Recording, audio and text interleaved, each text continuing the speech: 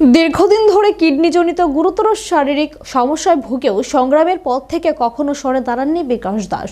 চাকুরিচ্যুত 10,323 শিক্ষক আন্দোলনের একজন সক্রিয় অংশীদার হিসেবে চাকুরি হারানোর যন্ত্রণা, সামাজিক অনিশ্চয়তা ও কঠিন চিকিৎসা বাস্তবার মধ্য দিয়ে তিনি ছিলেন দৃঢ়, সাহসী এবং আদর্শ অবিচল।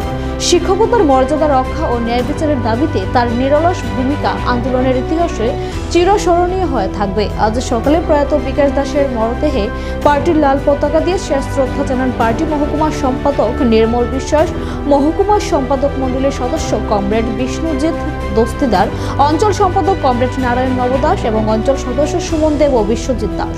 সারা রাজ্যে 10,323 মৃত শিক্ষক শিক্ষিকার মোট সংখ্যা 224।